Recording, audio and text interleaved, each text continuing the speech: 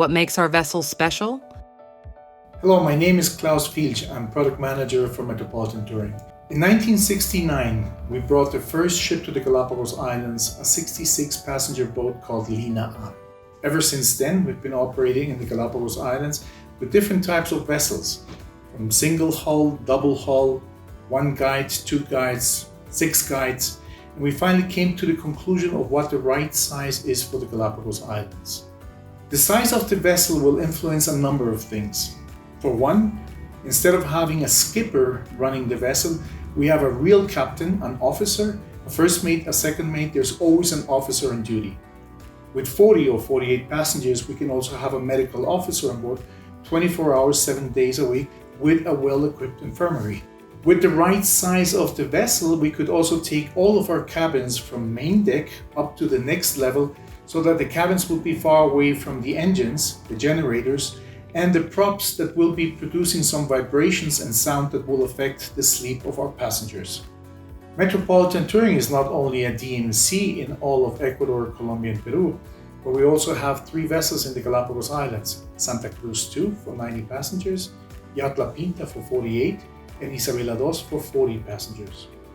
We're one of the few companies that do exclusively expedition trips in the Galapagos Islands. Over the years, we learned about the size of the vessel. Not only did we increase the number of guides and the ratio of how many passengers you have per guide, allowing us to do smaller groups, but also language-oriented and also specific about the interests, abilities, or limitations our guests may have on the islands. This allowed us also to have more options and to be able to provide them simultaneously. You need to know that once you leave the vessel, you have to be with a guide.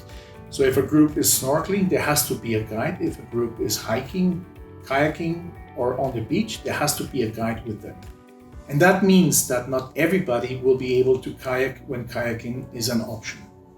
Ironically, in our vessels, there's a higher chance that you will be able to kayak whenever we offer it. With a larger vessel, we had more space to be able to stow 8 double kayaks and 1 single, which is the maximum allowed by the national park for all of the Galapagos vessels. We're also able to stow a large and heavy glass-bottom boat. And a glass-bottom boat makes a world of a difference for non-snorkelers, so they get to see what happens on the water, but also for snorkelers, so they can have a guide that explains them what they're looking at when they're normally snorkeling. How to choose the best Galapagos cruise? When we designed the itineraries for our vessels, we took into account the wildlife distribution. We gave a numerical value to all of the Galapagos wildlife and also to the Galapagos visiting sites. The numerical value we gave to the wildlife was based on how much do we know about them and how much are people still willing to listen without getting into scientific, more boring aspects. We gave a numerical value to the visiting sites and to the wildlife. We narrowed it down later to the 15 hottest Galapagos animals voted by expedition leaders and guides.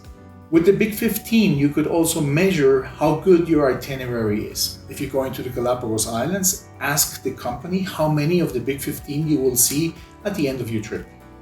It is virtually impossible in less than a week to be able to collect all of them. That is because the species in the Galapagos have a very patchy distribution. There are some species that are found in one island only, for instance the Galapagos albatross or the Santa Fe land iguana, or in very few areas, for instance the penguins, the fur seals, and the red-footed booby. What is an expedition vessel? To be truly an expedition vessel, there are 5 important things to look for. A, it has to have an expedition agenda. Do you have activities before breakfast, for instance whale watching? Do you have activities after dinner, for instance stargazing? Will you be including lectures during the day, academic level lectures? And do you also have short briefings that will explain what will happen the next day? Do you have scientific equipment on board that allows citizen science projects? For instance, keeping track on birds, sending reports of the clouds, or being able to take samples of sand and water to be able to analyze them on board. Second point, how is your itinerary? How many Big 15s will you see at the end of your trip? Where do you start and where do you end your itinerary? Does it have continuity? Who is the staff on your vessel? Do you have an expedition leader running all the team of guides? Are all the activities on board based on expedition? Is expedition really a priority for the vessel?